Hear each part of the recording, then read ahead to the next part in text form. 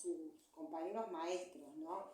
Porque no era solo la ideología, tratar de ayudar y cambiar un poco a la comunidad, a sus alumnos, sino a sus propios compañeros que venían con otras ideas, ¿no? Con sus ideas propias. ¿Cómo fue eso? Yo creo que ahí hay un par de cosas.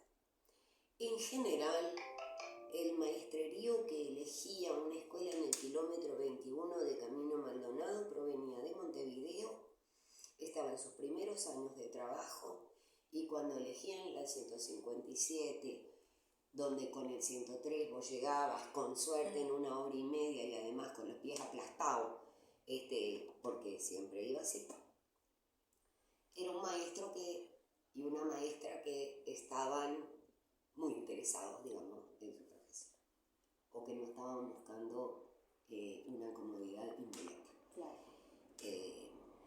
Eso ya te da cierto perfil, ¿no es cierto?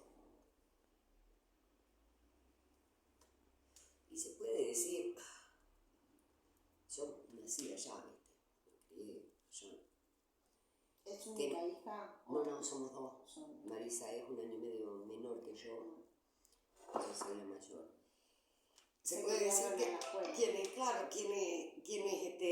quienes llegaban allá además les ocurría una cosa, y es que se enamoraban, ¿viste? Eso tiene también algo muy profundo, porque yo converso con muchísima gente joven, estudiante de magisterio, y el estudiante de magisterio, ¿viste? Siempre, yo las veo, son todos maestros, ¿no? Hay pocos maestros, aunque he recibido algunos, con una cantidad de sueños dentro. Sí. ¿Vos qué podés hacer con gente, en su mayoría era gente joven, aunque había, luego se fue sumando mucha gente mayor, adulto ya hecho, ¿no? Que llega con sueños, sino habilitarles esos sueños. Porque no debe haber peor cosa en la vida que tener que ejercer una profesión en contra de vos mismo. Eso enferma a las personas. Nosotros vivimos en sociedades que están profundamente enfermas emocionalmente. Y si no, miren las toneladas de medicación para reorganizar el emocional que se consume en el país. Sí, claro. Si ustedes ven la cantidad de antidepresivos que se consumen en este país, nosotros tenemos un diagnóstico de la salud emocional de nuestra gente. Ir contra uno mismo y desde los primeros años de actividad profesional es una de las cosas más espantosas de la vida. Entonces, se puede decir que en su inmensa mayoría el magisterio que llegaba allá, a algunos les costaba un poquito más, a otros un poquito menos, había quejas, entonces se sentaban y tomaban mate, conversaban durante horas, diálogo. La inmensa mayoría, y cuando digo la inmensa mayoría es prácticamente el 100%, siempre querían volver. Y cada vez se quedaban más. Perdón que corte, es que ahora nosotros fuimos allá a la escuela, hicimos la entrevista y sentimos eso en el grupo, desde la directora hasta las maestras, que claro, sienten mucho afecto por la escuela y les gusta estar ahí y les gusta la comunidad y conocen de qué kilómetro es cada alumno, o sea, como que eso sigue vigente todavía, hoy en día, ¿no? Y vos fijate que superaron 12 años de dictadura. Bueno, 10 años de dictadura porque papá aguantó 2, poniéndole el pecho, hasta que lo llevaron preso en el 75. Mira, ayer yo estuve con un grupo de docentes de CAIF, funcionarias de CAIF, integrantes de cooperativas, de 2 cooperativas de vivienda, algunas de referentes. Sí. Estuve con ellos, estuvimos como 2 horas conversando. Y Y lo que yo escuchaba decir por parte de esa gente, que ninguno de ellos tenía más de 45 años, yo tengo 70. Todo lo que ellos decían es, usted lo que tiene que ver es que Martínez Martonte, estábamos en el kilómetro 19, Martínez Martonte, el proyecto Villa García está en nuestras memorias permanentemente y además interesa a los nuevos. Sí. Claro, a mí me da una alegría escucharlo porque yo sé que es así. Lo que pasa es que cuando vos lo escuchás decir, se ratifica y va pasando. Pasó un día y sigue siendo así. Pasaron 10 años y sigue siendo así. Y este proyecto pedagógico es el que menos huellas formales, desde el punto de vista de lo consignado en documentos, dejó. Sí. Él no escribía mucho. Escribía todo el tiempo. Sí. Escribía reportes diarios, escribía cuadernos y cuadernos y cuadernos en donde hacía el listado de los problemas, de las propuestas, de los sueños, de los proyectos, donde discutía con él mismo. No escribía libros, ni publicaciones. No, ni ensayos, ¿entendés? Papá se levantaba a las 5 de la mañana y se acostaba con suerte a la 1. Se dormía media hora, 45 minutos de siesta por consejo, orden rigurosa médica, porque papá siempre sufrió de úlcera de estómago, de hecho casi se muere en el 68 con una perforación de úlcera. Y era un hombre que no paraba. Vos lo encontrabas de mañana dándole de comer a las gallinas y de noche sentado dando clase, dando cursos para adultos en el bar del cura en el 19, apoyados en la mesa de Casín, a adultos no alfabetizados que necesitaban aprender a leer y escribir para conseguir alguna promoción en sus profesiones, en sus trabajos. Sí, al principio la escuela ahí fue de primero a sexto. La escuela es normalmente de primero a sexto y con un comedor escolar que no estaba diseñado para muchos chiquilines. Tenía el criterio, los pobrecitos comerán en el comedor escolar. Esa división de clases y subjetiva que estigmatiza a los gurises fue de las primeras cosas también que por esa idea de no estigmatizar rompen, ¿no es cierto? Abren el comedor para todo y el comedor se va llenando. Es sumamente importante citar cuando se habla de esa política en relación a la alimentación y a lo que significa, que es un asunto que hoy está muy debatido, a Amanda Rorra. Cítenla, por favor. Amanda era la jefa, la cacica de la cocina, y Amanda hizo del comedor uno de los planos de formación, de educación, de convivencia, pedagógico en todos los aspectos, porque a ella se le ocurrió.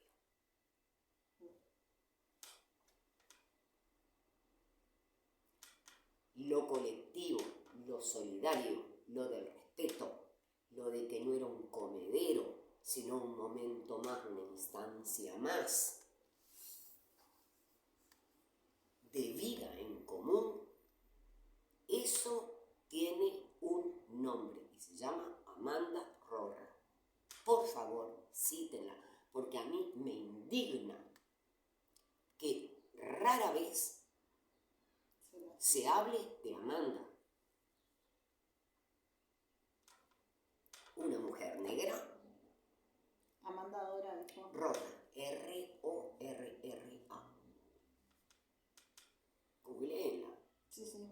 Amanda salió de allá también habiendo absorbido muchas otras cosas. Amanda es la primera representante de las mujeres afrodescendientes uruguayas en el exterior.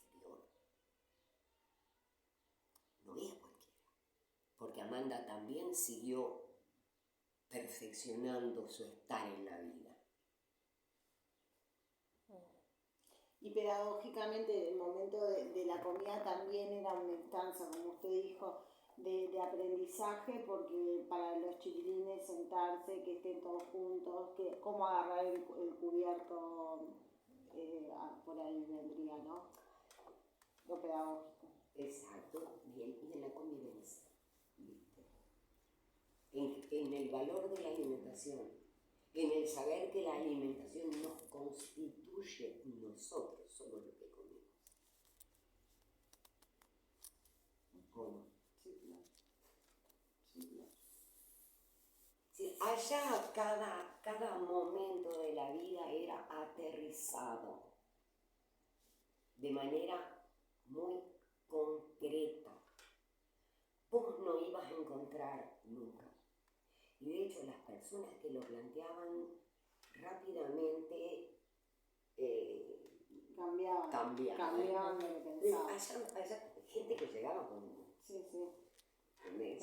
conocimiento libre,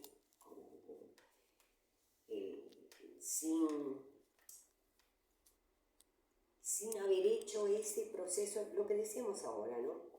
Comedor escolar, ¿qué se hace en un comedor escolar? Se come. ¿Cuántos niños comen? Muchos. ¿Dónde están esos niños? Sentados a la misma mesa. ¿Qué es lo que hacen esos niños? Necesitan el aprendizaje de una serie de gestos. ¿Para qué? Para ingerir su comida y no maltratarse ni maltratarla. La alimentación exige respeto por lo que nosotros comemos también. Lo que le decimos a los niños, no se juega con la comida, no la tires encima de la mesa. Bueno, todo eso planteado desde el punto de vista, usted está constituido por lo que usted come. Si usted no come, usted deja de ser. Eso es materialismo. De aquí a la China, esa gente veía el mundo y instrumentaba, organizaba proyectos pedagógicos así.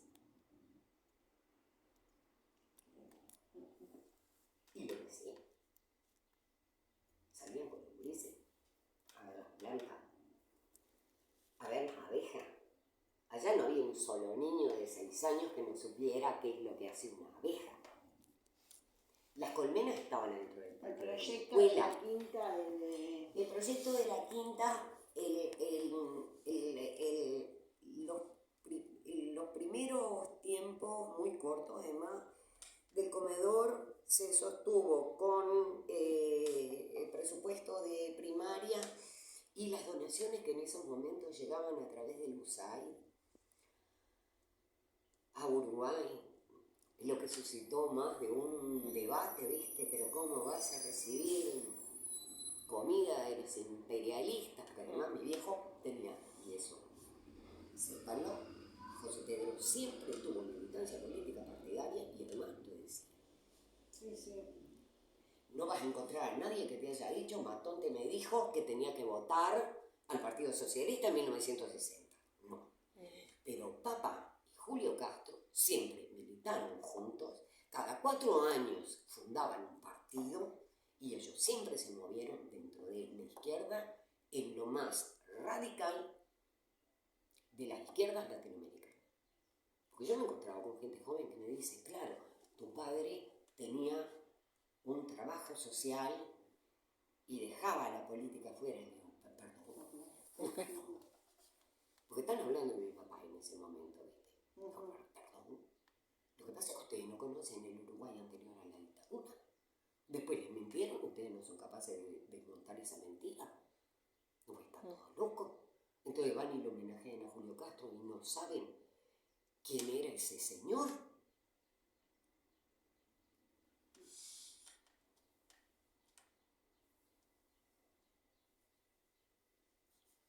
Sí, sí. Qué lindo. Entonces, el comedor, en relación a la polenta y a la margarina que llegaba de los era harina, polenta, margarina y no me acuerdo qué otra cosa más. Sí. Los primeros meses ahí, José Pedro se mataba explicándole a todo el mundo qué era la USAID. Vos salías a preguntar hoy qué es la USAID, no sabe nadie. Explicando qué era la USAID, en eso estaban muy juntos con Amanda además. Imagínate a Amanda negra procesando comida de un país ultra racista que colgaba a los negros de los árboles, que no los dejaba sentarse en el ómnibus, ni caminar por la vereda si se cruzaban con un blanco, porque estamos hablando de los años, de fines de los 50, principios de los 60, ¿viste? No estamos hablando de cualquier época. Entonces, ellos habían determinado que desde que la bolsa de los USAID atravesaban por el patio de la escuela, eran comida. Claro. Yo pensaría igual. De comer. Pero seguro, porque además eso daba lugar a que a la hora del recreo se conversara y se supiera que era la USAID, sin necesidad de valoración alguna, alcanzaba con describirla. Y no solo con el cuerpo docente o de funcionarios, sino además también con los propios padres y vecinos. Vos te das cuenta de lo que hemos llegado, que tenemos que recibir en un Uruguay que todavía conservaba además un espíritu nacional muy fuerte, de orgullo nacional muy fuerte, ¿viste? Pero en fin, la cuestión es que llega Carlos Guimarães, que venía de Rivera, maestro, venía también, era rural, llega de Rivera a Villa García y le dice a papá, hagamos una huerta. Salen a mirar, la escuela está hecha sobre terrenos de relleno sanitario y de rellenos de escombros, ¿viste? Entonces era una porquería, ¿eh? Y papá decía, yo le dije a Carlitos, acá no crece nada, y Carlitos me dijo, bueno, entonces vamos a hacer tierra. Porque resulta que hoy todo el mundo viene y te habla del compost. Sí, sí. Hace unos días estuvimos sentadas acá, yo participo en muchos colectivos de trabajo comunitario en el interior, de ayuda mutua, en donde vamos para que la gente pueda reunirse. Como no pueden dejar de trabajar un día pequeños productores, lo que se hace es que la tarea de ese día, para que puedan juntarse, la hacemos nosotros. Te voy a decir, yo llego acá, pero así, desarmada, a punta de asada, pala, rastrillo, y entonces hacemos toda una jornada, una media jornada de trabajo efectivo, solidario, y después la otra media jornada nos dedicamos a desmenuzar la vida en el interior rural de los pequeños productores y las dificultades. Y hemos hablado mucho acerca de ese famoso compost. Sí. Es decir, ¿por qué no vamos a desmontar algunas palabras? Porque cuando uno dice compost, el compost no tiene raíz para nosotros. Hay una voluntad de cortar las continuidades históricas que también hay que analizarlas desde ese punto de vista, en ese plano. Si vos decís compost, parece que nació ayer. Si vos decís hacer tierra, si vos decís hacer suelo, vos estás hablando de una tradición centenaria en este país, desde que el primer habitante llegó y plantó un poco de maíz, cosa que se hacía porque está descubierto en los hábitos de vida. ¡Qué pesadilla! Sí, claro. Entonces, con Carlos se ponen a hacer tierra con los desechos de podas, los desechos de las cosechas, los desechos de la... Y empiezan a hacer tierra. Y lo hacen bien. Pero no tardaron mucho en decir realmente esto está divino, pero con esto no alcanza. Y lo que hicieron, al mejor estilo de cualquier ocupante de casas o cualquier campesino del movimiento de trabajadores sin tierra del Brasil o cualquier indio de por acá de las tierras americanas, corrieron el alambrado. Sí.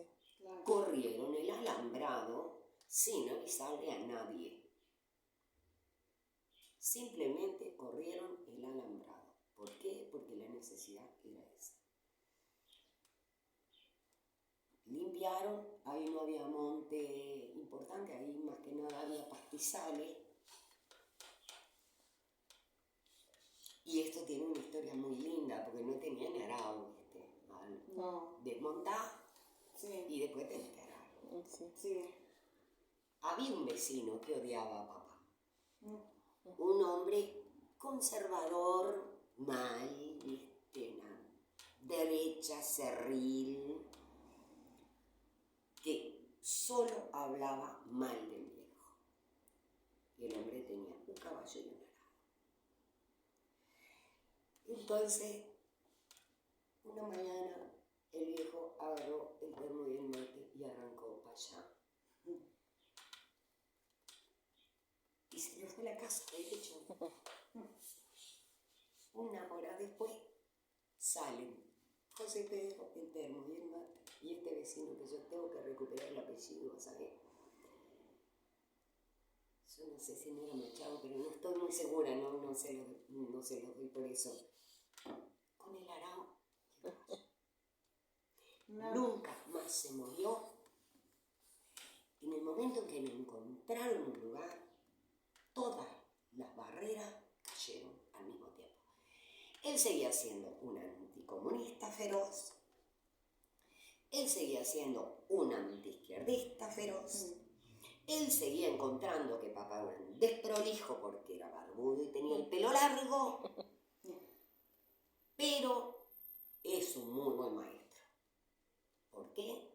Porque fue a pedirle el caballo y el arao y se fueron los dos a dar vuelta a tierra.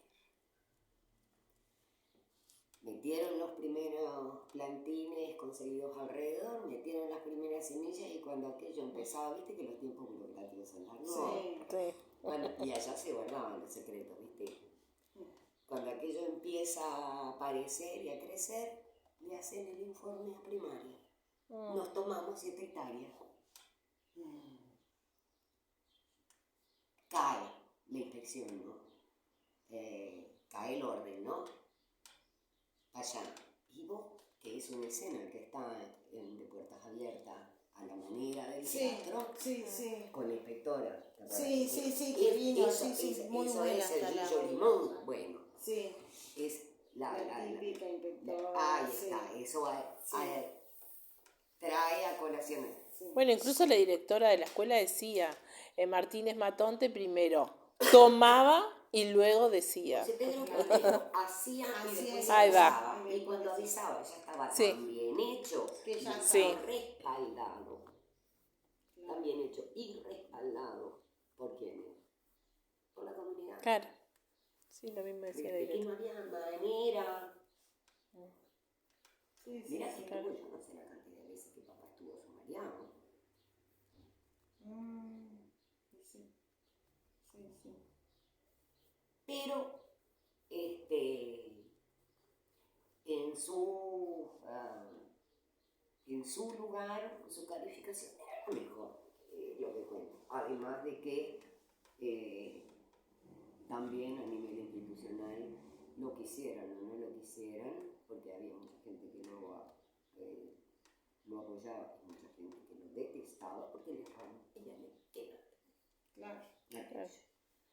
De todas maneras siempre fue el director mejor puntuado.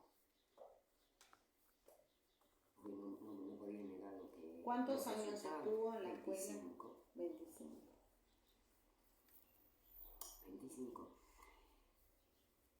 Así que bueno, ¿En qué momento la fue? huerta se transforma Sí. en una chacra de verdad, ¿entendés? Claro. Sí, dice que era muy grande, Enorme, que era muy grande. a Nada que ver cargo. con la que está ahora, que nos llamó la Sí. atención con las compañeras, lo chiquita que está el espacio ese. Es que la que está ahora es muy chiquita. una... Ay, yo lo digo sin ningún... O es sea, un ahora está contraste. puesto el alambrado que él había sacado. Claro, Claro. atrás hay unas construcciones, no me acuerdo qué. Esa huertita no es de la escuela. En esa huertita participan. Esa huertita es, y no es un juicio de valor No, lo que claro. yo voy a decir, es una intervención exógena implacable. Claro. Esa huertita, sin desmerecer el Compromiso, el que compromiso tenga la escuela, y el pero- sudor de la muchachada que está ahí, pero es un invento artificial. Claro. No hay un solo vecino que participe, y si ustedes Nosotros tras fuimos y salir nos llamó la atención lo chiquita que era claro. y que no. Digo, está bien, Comparado ¿entendés? a lo que- Está bien. De todas maneras, esos proyectos, que ahí sí es una crítica que yo mantengo en todas partes, porque además es un concepto que se ha afirmado muchísimo, y no solo en Uruguay. Yo no resuelvo el hambre del mundo plantando lechuga en mi azotea. Hago árboles, ¿vieron? Que aquí hay todo esto que hay acá son árboles, está más grande, más chiquito, todos son árboles. Pero acá había, hasta hace unos meses atrás, eran Si querés 50. grabar, ¿querés? Árbol. Sí. De que... No, este es el único exótico, y por eso está cadena Sí, sí. para afuera. Pero tenés un indirapitá de tertuyo. Yo tenía uno de y se me murió. Sí. Allí. Sí. No, y eran Y 50, todos aquellos son ahora chiquitos. los demás ya están todos en tierra por ahí. Claro. Y no vamos a resolver el hambre del mundo, ni vamos a resolver la deforestación del continente y el calentamiento global con eso. No, Claro. también Yo lo hago porque a mí me gusta. También el tema de la chacra, de la huerta ya, en aquella época era porque se utilizaban los mismos alimentos para... Responde a una necesidad. Claro. La humanidad Claro. prosperó porque inventó Pero si la no, forma no, de responder a las necesidades. Claro. Primero las mínimas, hay que comer. Claro. Esa es la historia de la humanidad. Y además era muy lindo porque así se les trataba a los chiquilines. No necesitaban llegar a facultad para que un día alguien les explicara extensamente el desarrollo de la humanidad, ¿entendés? No tenían que hacer la carrera de antropología, ni de historia. Lo venían mamando y se les venía explicando, cada uno a su nivel de comprensión desde que estaban en jardinera. El riego de la chacra empezó a hacerse a balde, con caminitos de hormiga, que eran gurises de la escuela, exalumnos, algunas madres, maestras, que iban desde el edificio hasta la chacra. Y pasaba el balde. En una de esas, uno de los García Lagos que fueron los dueños y los fundadores de Villa García, pasa un García Lagos por allá en su auto Super Sport y ve eso. Y paró y entró indignada a putearlo a papá. Y José Pedro le dijo que tenemos una chacra, tenemos que regar y no tenemos ¿De dónde sacar el agua? de dónde sacar el... Y eso sí tenían pozos, pero no tenían ni mangueras ni bomba. El García Lagos bajó los humos, se enamoró de la chacra, entendió cuál era la función pedagógica de la chacra desde todos los puntos de vista, de la biología, ¿entendés? Del lenguaje, de todo, y ya De la matemática también. De todo integral. A partir de una realidad concreta vamos a integrar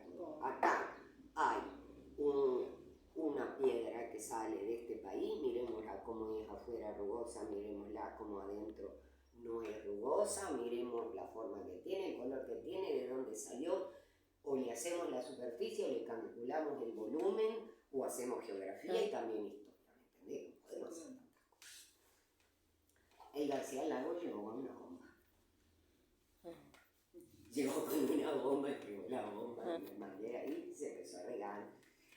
De la chacra se ocupaban durante la semana por turnos grupos de gurises de la propia escuela, porque se hacía todo esto, no era trabajo infantil esclavo. Claro. Exacto, y exalumnos, exalumnas y madres y padres. Si vos estás en un lugar en donde siempre hubo chacras, si te agarra una peste en el tomate, vos tenés un vecino que sabe de peste de tomate. Eso, las abejas, los chanchos, que llegan por extensión universitaria. En ese momento estaba a cargo de la Facultad de Agronomía Álvaro Azzarini, casado con una maestra que estudió, hizo toda la escuela, el liceo con mi viejo y mamá, familia de Durazno. Entonces, ¿cómo funcionan las cosas? En lugar de hacer el uniforme a la inspección, ellos salían a buscar gente conocida. Y este conocido te lleva al otro, que te lleva al otro, que te lleva al otro. Al quinto conocido conseguiste los chanchos. ¿Por qué? Y bueno, porque Álvaro vivía en el 11 y medio, era el decano de la universidad, de Facultad de Agronomía, y por extensión ellos tenían en el 19 para adentro un proyecto, una base experimental de cría de chancho en todo el circuito. ¿Qué hacían con los chanchos? O sea, entonces llegó Margarita y después siempre conseguían algún padrillo, y entonces las camadas de chancho salían para las familias que devolvían una hembra. Después. Qué increíble. Más fácil. Sí. Gallina, conejo, bueno, abeja y polinizador. Claro. Te da la certeza de que buen tiempo, mal tiempo, o el polinizador lo tenía. Claro.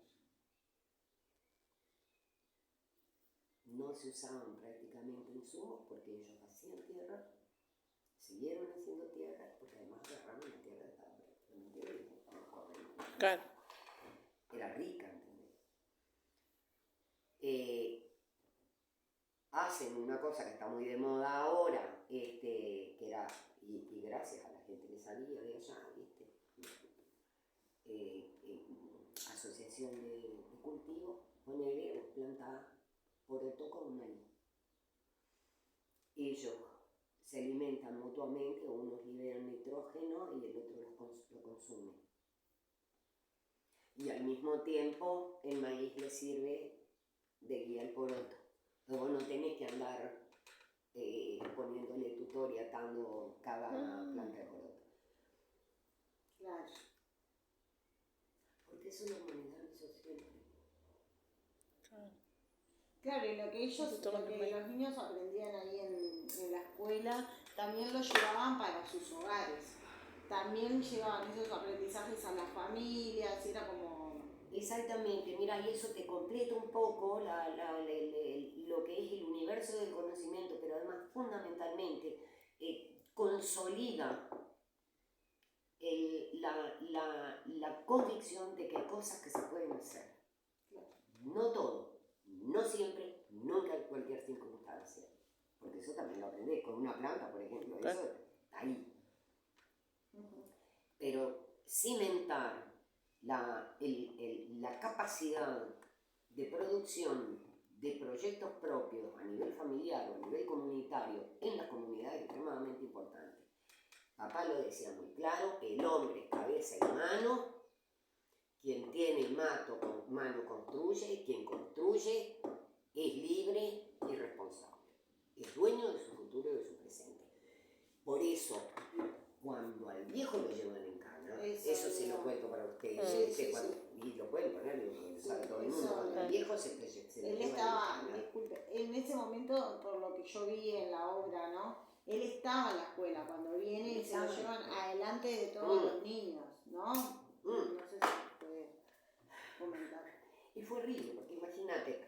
¿Usted estaba también? No, yo ya estaba, no, yo fui la primera en tener que salir. Digo, pero no por Villa García, sino por mi propio mérito. Sí, sí.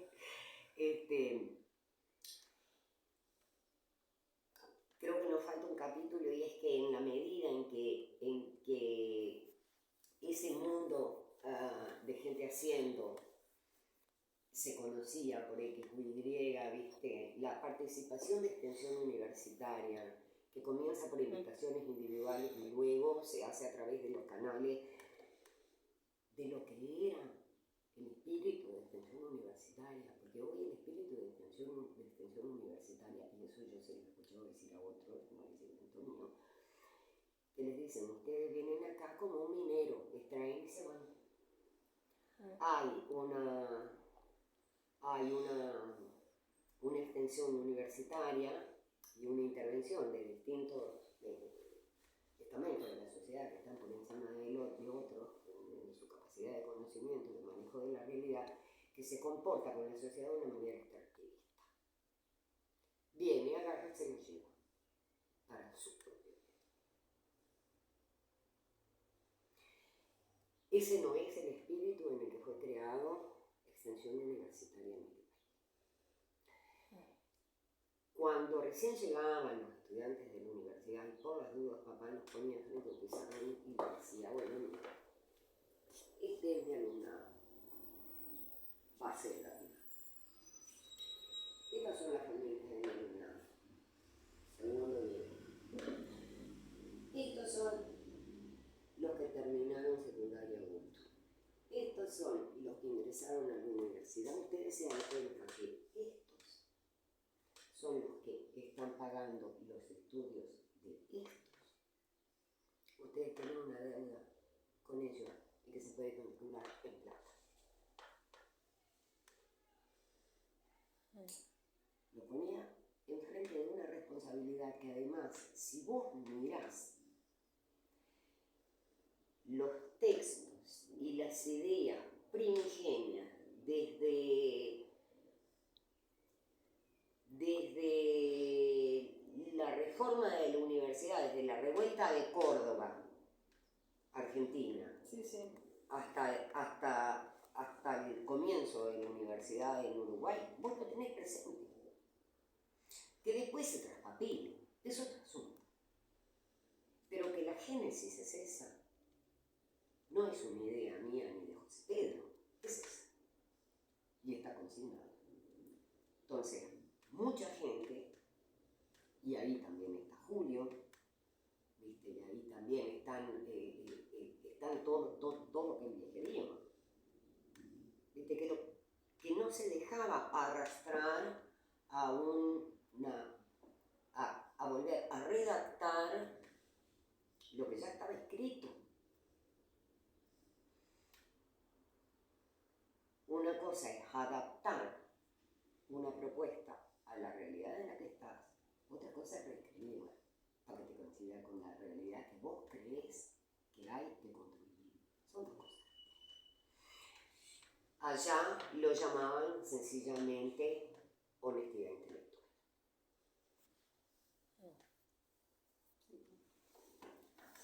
Entonces, el proyecto pedagógico de unidad educacional cooperaria de Villa García se conforma de la confluencia de la propia comunidad, que ya estaba metida y construyendo dentro de la escuela,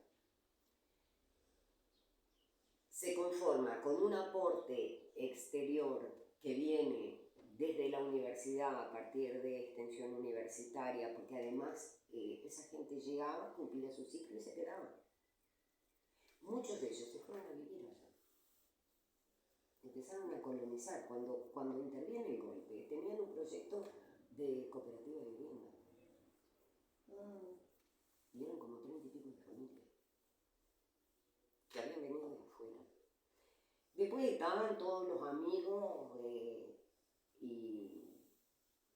y admiradores de aquel trabajo, ¿viste? Estaban los que venían a aprender, pero no tenían nada que ver con ninguna institución del Estado. ¿Sí?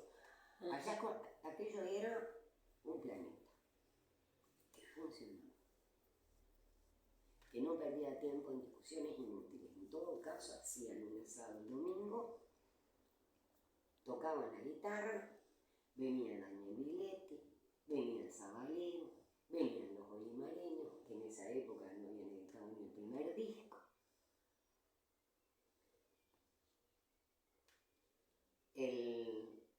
Es tremendo. Uno de los hermanos de papá, actor de teatro, fundador, junto con otro, del Teatro Independiente del Uruguay. Cachito fue fundador del Club de Teatro, fue fundador del Circular, pasó al Galpón, siguió en el Circular. Esa movida, ¿viste? De vez en cuando, o primero, apoyaba desde afuera y además de vez en cuando caía ya. Se armaban unos debates, ¿viste? Se armaban unas ruedas de truco, mate y vino y guitarra, con los vecinos, con los chiquilines grandes. Allá no te pedían la cédula de identidad para saber si era mayor o menor, ¿viste? Porque todo el mundo sabía quién era. Y todo el mundo sabía quiénes eran los que estaban llegando de afuera. Entonces, un territorio más seguro que ese, ninguno. Y el que se comportaba un poco mal no tenía segunda chance. Entonces, confluye Bellas Artes, ¿entendés? Metido allá adentro, con los talleres de cerámica, de arte y de utilitarios, porque no por ser pobre solo podés hacer plato. Claro.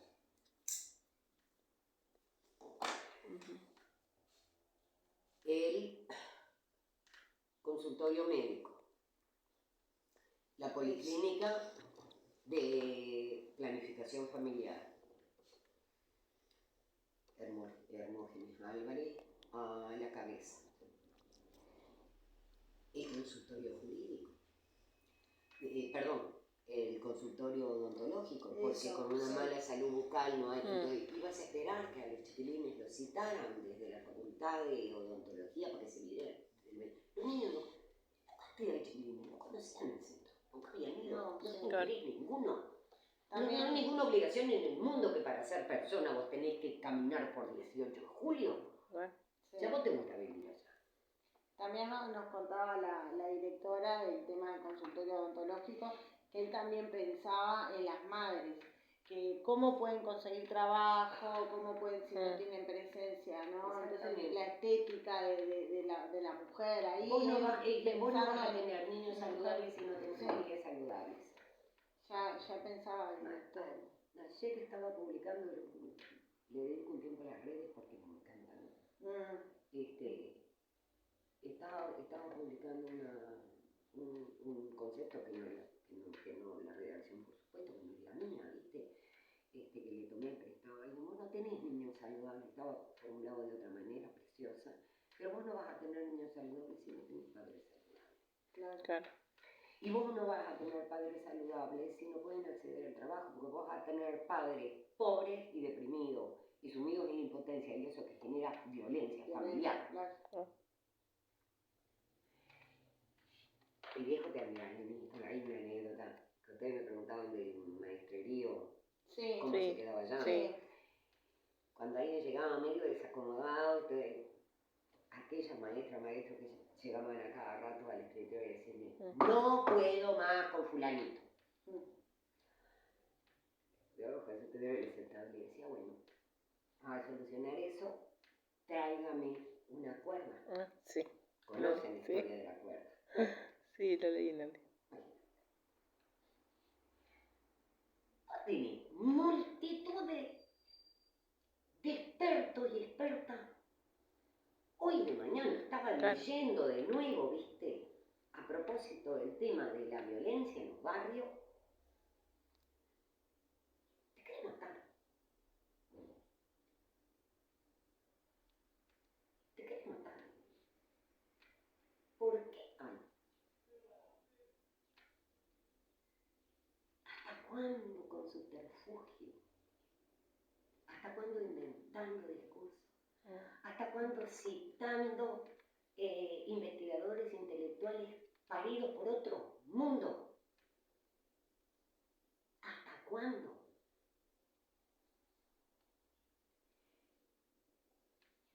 Estas corrientes ideológicas a las que adherían gente como don Julio, que lo pagó con su vida en una sucia celda de un cuartel con un balazo en la cabeza, eran hijos de otra ideología tomada, la palabra ideología en el único sentido de la palabra, que es cómo uno conforma el mundo en el que vive y actúa en él.